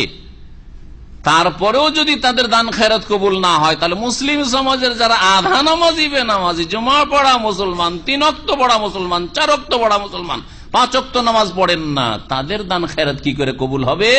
বেনামাজির এখন বিচার করুন, বিবেচনা করুন, এই আয়াতটা একটু বোঝার চেষ্টা করুন। আল্লাহ পাক যেন মুসলিম গুনাহগারদেরকে, বেনামাজিদেরকে হেদায়েত দান করেন। মুনাফিকরা 5 ওয়াক্ত নামাজ পড়ত, তারপর কবুল হয়নি। আর আপনি নামাজ পড়বেন না, আপনার দান খেরাত কি করে কবুল হবে? সুতরাং নামাজ ছাড়া হচ্ছে কুফরি। নামাজ তারা অলসতাই পড়তো, সেই জন্য তাদের দান খেরাত কবুল হইতো না। তৃতীয় রোগ ছিল ওয়ালা ইউনফিকুনা ইল্লা ওয়া হুম কারিহুন, আর তারা খরচ করত ঘৃণা ভরা অন্তর নিয়ে। খরচ যে করতো, দান খেরাত করতো, স্বেচ্ছায় করতো না, খুশির সাথে করতো না। যাকাত দিল বড় কষ্টে, মনের কষ্টে দিত। আর যদি তারা জিহাদের জন্য দান খেরাত করতো, সেটাও মনের বড় কষ্টের সাথে দিত। আরে কি করবো, দিতে হবে, না দিলে উপায়টা কি? যেন সরকার অনেক সময় জুলুম করে ট্যাক্স নেই। এটা বাড়ি তৈরি করেছেন 10-15 লাখ টাকা দিয়ে 2 লাখ 5 লাখ টাকা আপনার ট্যাক্স, ইনকাম ট্যাক্স বসিয়ে দিচ্ছে। হ্যাঁ, মনের খুশির সাথে দেন নাকি এই জালেমগুলোকে? কখনো মনের খুশির সাথে দেন না। তো যেই ঘৃণা ভরে দেন, এটা আপনার ন্যায্য অধিকার, কারণ এটা জালেমেরা। ট্যাক্স গ্রহণকারীদেরকে নবী করিম সাল্লাল্লাহু আলাইহি ওয়াসাল্লাম বড় বড় পাপিষ্ঠ বলেছেন। হ্যাঁ, এবং এই ক্ষেত্রে ওই যে জেনাকারীর তওবা সম্পর্কে বলেছেন যে এই জেনাকারী এত খালেস তওবা করেছে যে এই তওবা যদি দেওয়া হইতো ওই ট্যাক্স গ্রহণকারী ওই পাপিষ্ঠ জালেমকে, তবুও তার তওবা কবুল হয়ে যেত। তাহলে জেনাকারীর চাইতে বড় পাপিষ্ঠ কে? যে ট্যাক্স নেই, যে শাসক ট্যাক্স নেই, মানুষের কাছে জুলম অত্যাচার করে। আমার হালাল রুজি ইনকাম করব, হালাল রুজি দিয়ে বাড়ি করবো, ট্যাক্স দিতে হবে, সারা জীবন ট্যাক্স দিতে হবে। আর ট্যাক্স না দিলে ঘুষ দিতে থাকতে হবে। আর অধিকাংশ মুসলিমদের ইমান এত দুর্বল, ট্যাক্স দেবো না, সেই জন্য অফিসারকে ঘুষ দিয়ে সারা জীবন ঘুষ খেতেই আছে। ও বারবার করে আসতে আছে আপনার কাছে বাৎসরিক ঘুষ নেওয়ার জন্য। শুধু এগুলো কাল্পনিক কথা বলছি না, এইসব যে আমাদের বহু পরিচিত ভাইরা রয়েছেন যারা বড় বালা মুসিবতে বিপদে আছেন এই জালেমগুলোর থেকে। আল্লাহ রাব্বুল আলামিন তারপরে বলছেন যে তারা কি করত? খরচ করত, কিন্তু ঘৃণা ভরা অন্তর নিয়ে। তাহলে এই 3টি কারণ, তাদের দান খায়রাতে কোনো নেকি পেত না, কি জন্য? তারা কুফরি করেছে, তারা নামাজ অলসতার সাথে আদায় করে, তারা মনের খুশির সাথে স্বতঃস্ফূর্ত ভাবে খরচ করে না, বরং তারা ঘৃণা ভরা অন্তর নিয়ে খরচ করে। আল্লাহ বলছেন ফালা তুজিবকা আমওয়ালুহুম ওয়ালা আওলাদুহুম। মুনাফিকদের কাছে ধন সম্পদও যথেষ্ট ছিল মদিনায়। আল্লাহ বলছেন যে হে নবী, তোমাকে তাদের ধন সম্পদ আর তাদের সন্তানরা যেন তোমাকে চমৎকৃত না করে, মানে তোমাকে দেখে সুন্দর না লাগে যে মুনাফিকদের কাছে এত টাকা পয়সা, এদের জনবল বেশি আছে। আওলাদ বলতে এখানে জনবল বোঝানো হয়েছে, জনবল বেশি আছে আর ধনবল বেশি আছে। এতে তুমি আনন্দিত হয়ে না বা এদেরকে আশ্চর্য হয়ে না, এটা কোনো কাজের নয়। ইন্নামা ইউরিদুল্লাহু লিইউআযিবাহুম বিহা ফিল হায়াতিদ দুনিয়া। এই মুনাফিকদের ধন সম্পদ দিয়ে আল্লাহ তাদেরকে ইহ জগতে এই ধন সম্পদ দিয়ে শাস্তি দিতে চান। এক আশ্চর্য কথা কোরআনে কারীমের, যে ধন সম্পদও মানুষকে শাস্তি দেয়। ধন সম্পদ কি করে? মানুষকে শাস্তি দেয়। ধন সম্পদে খুব খুশি, কিন্তু ধন সম্পদ আপনাকে আযাব দিচ্ছে বিভিন্ন রকম ভাবে। আখিরাতের আযাব তো আছেই যদি ধন সম্পদের হক আদায় না হয়, বা হালাল বৈধ উপায় যদি উপার্জিত না হয়, আর বৈধ জায়গায় খরচ না হয়। কিন্তু এই ধন সম্পদ দিয়ে দুনিয়াতেও আযাব দেওয়া হয়। কেমন করে বুঝবেন এই আয়াত? জি, আল্লাহ চাইছেন কি যে মুনাফিকদেরকে আযাব দেবেন কি দিয়ে? বিহা, এই ধন সম্পদ দিয়ে আর জন দিয়ে, ধন দিয়ে আর জন দিয়ে, ফিল হায়াতিদ দুনিয়া, এই পার্থিব জগতে। ওয়াতাজহাক আনফুসুহুম ওয়া হুম কাফিরুন, আর তাদের কুফরি অবস্থায় যাতে করে তাদের রূহ বাহির হয়ে যায়, অর্থাৎ তাদের মৃত্যু হয় কি অবস্থায়? কুফরির অবস্থায়। আল্লাহ চান যে কাফের হয়ে মুনাফিকগুলি মারা যাক, এদের ইমানের তৌফিক না হয়, কারণ এদের বদমাইশি খুব বেশি, এদের দ্বারা ইসলামের ক্ষয়ক্ষতি খুব বেশি। সুতরাং এরা কুফরি অবস্থায় মরুক, এবং দুনিয়াতে তাদের ধন সম্পদ এবং জনবল তাদের জন্য আযাব শাস্তির কারণ হোক। কেমন করে? যদি জিজ্ঞেস করি এত দূর পৌঁছিতে পারবেন না, বেরেন হয়তো পৌঁছিবেন না, তারপরে চেষ্টা করেন আপনারা। আর আমি বলছি, হ্যাঁ, কেমন করে? মুনাফিকের ধন জন তাদের জন্য আযাব, মুনাফিকদের ধন জন তাদের জন্য আযাব দুনিয়াতে। কোন দিক থেকে?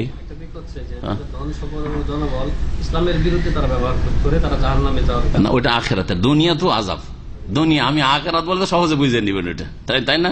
দুনিয়াতেও ধন সম্পদ মানুষের জন্য কি? মানসিক শাস্তি, মানসিক শাস্তি।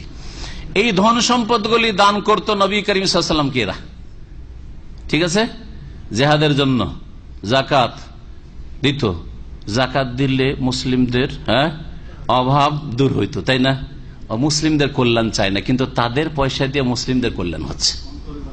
অন্তরে জ্বালা, অন্তরে আযাব হচ্ছে না? হচ্ছে না? জেহাদে পয়সা দিতে চায় না, কিন্তু জান বাঁচাইতে হবে, মান বাঁচাইতে হবে, মদিনায় থাকতে হবে, সেই জন্য পয়সা দিচ্ছে জেহাদের জন্য। আর এই পয়সা খরচ হচ্ছে তাদের কুফরির বিরুদ্ধে।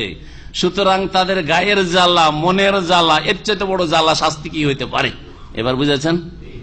এই তো ধন দিয়ে আযাব হলো দুনিয়ার আযাব। জন দিয়ে কি করে আযাব হয়? ছেলে মেয়ে দিয়ে কি করে আযাব হয়? ছেলে গিয়ে কালেমা পড়ে মুসলমান হয়ে গেছে, মেয়ে মুসলমান হয়ে গেছে, বাপ মুনাফিক মুসলমান হয়েছে না। আব্দুল্লাহ বিন ওবাই যে রাইসুল মুনাফিকিন, মুনাফিকদের সবচেয়ে বড় নেতা আব্দুল্লাহ বিন ওবাই বিন সলুল, তার ছেলের নাম আব্দুল্লাহ ছিল, পাক্কা মুমিন মুসলিম।